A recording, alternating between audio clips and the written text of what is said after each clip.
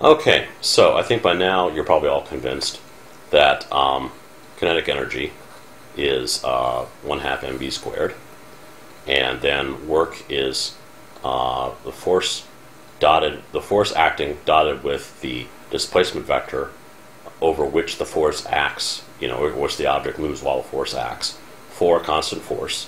We'll talk about varying forces later. And I hope you're convinced that work for one body, the work done is the change in kinetic energy. So I'm going to give you an example to show you why these concepts are so powerful. So, for example, we're going to start with the Empire State Building, which I'm going to draw as a block, even though it's not quite. But we'll say, here's the little spire on top of the Empire State Building. So we're going to say King Kong climbs to the top of the Empire State Building, okay, which is, as it so happens, has a height of h, and h here equals 381 meters. I happen to know that's the height of the Empire State Building. So here's our King Kong up at the top, okay, and he's heard the whole urban legend, and so he drops a penny. Except this is like a King Kong sized penny. So just for convenience, I'm going to say the penny has a mass of m, and m is 1 kilogram. So King Kong drops this penny from the top of the Empire State Building, and it smacks into the ground. So at the beginning it has no velocity, and then it falls, and at the end it smacks into the ground. Okay, so what is the final velocity of the penny is our question. So let's solve this. I'm going to solve this in purple. Okay, so we're going to say this is our initial state here. This is state 0. And I'm going to say this is state 1. So this is sort of what I do with these energy problems, is I say this is position 0, this is position 1, and then I sort of have this little bookkeeping method for taking care of this. And so I'll show you how that works.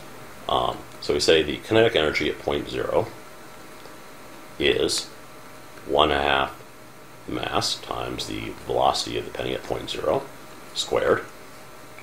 Now, when he first drops it, it's got a velocity or speed of 0. Speed squared, not velocity squared, because you can't square a vector. But I think when I write v0 squared, you guys know that I mean the speed squared.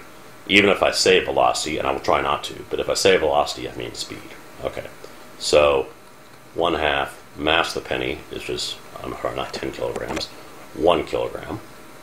And then, v0 is 0, so we square that. And so, obviously this whole thing comes out to be 0. I'm just showing you the sort of the pedantic version of it. Okay, so then the work done between point 0 and point 1 here, so I'm going to call that work W0 arrow 1, and you can use whatever notation you want from that, is going to equal the force acting on the penny in that time, dotted with the change in the penny's displacement. Okay, what's the force acting on it? Well, the force acting on it in that, while it's falling, naturally, is mg.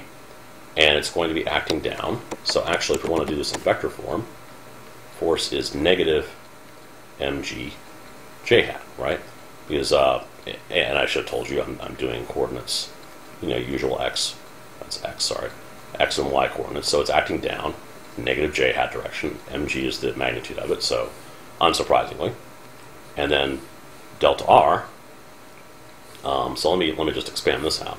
So the work from 0 to 1 is, this force of negative mg j hat dotted with, and then delta r, well, what's its change of position? It goes down a distance h, so it doesn't move in the x direction at all. So its displacement is simply negative h j hat. Okay? So the work is the dot product of these two. So it's negative mg j hat dotted with negative h j hat. We only have the j hat terms, so really it's pretty easy just to multiply them together. And so the work done between 0 and 1 is going to be mgh. Well, that's sure convenient, isn't it? So mgh, boom, easy. And so let's see, what is our, just to sort of figure this out, this is 1 kilogram. G is, we'll go with, I'm going to be lazy, I'm going to go 10 meters per second squared for g. I know that's kind of annoying to some of you who like precision, but damn, it makes it a lot easier when you don't have to pull the calculator out to do every last thing. And then the height, which is 381 meters. Okay, so the work done is 1 times 10 times 381, and so it's 3810 kilogram meters per second squared.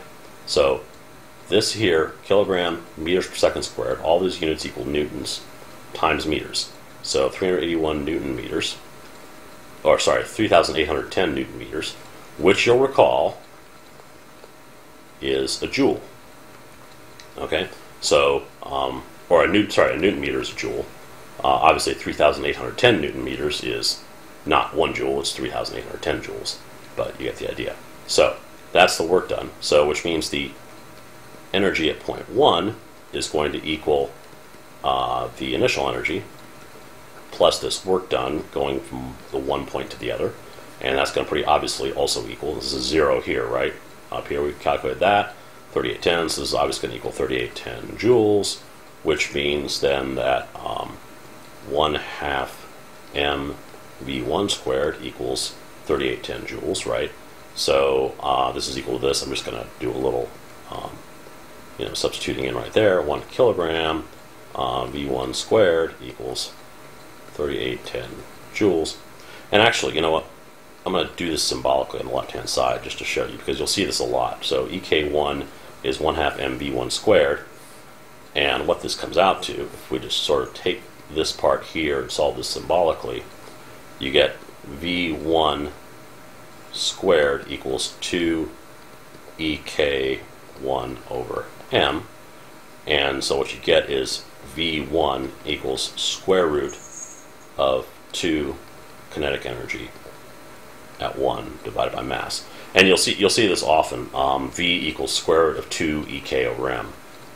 So I'm just showing you that because this is going to pop up a lot. And if you see this pop up again when you're doing symbolic solution, that can sort of be a little intuitive feel like, okay, I recognize that. That's what it should be. So I'm probably on the right track. So, but anyway, in this case, 3810 joules divided by 1 kilogram. So this is our EK1 here divided by 1 kilogram. It's still going to give us 3810 times 2 is going to be, so V1 is going to be square root of 7620. And so let me just pull up my power calculator here. And the square root of 7620. And the answer is 87.3. What's annoying about this calculator, is this is a little download you can get. If you got Windows XP, this is a download you can get from Microsoft. And it's this great little calculator. Because you can like type stuff in and it does it, and you can type in complex expressions and sort of check to make sure they're correct before you do it. There's no version for Windows 7, or as far as I don't think there's one for Vista. I don't know. Vista's crap, so I never use it. But I've got Windows 7 on my home machines, and there's no Power Toy calculator for Windows 7. I mean, you can't use this thing. It's annoying, and it really sucks. But anyway, so the final velocity is 87.3 meters per second. So V1.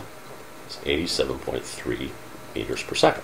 Okay, so now we solved all this, and I'm going to take a pause here and let this sink in, and I'm going to do another problem, or I'm going to show you how, in fact, if Kong had a ramp, we could easily solve that problem for what the speed of the penny is at the bottom of the ramp if you just roll down the ramp, if it's a flat ramp, or even if it's not a flat ramp.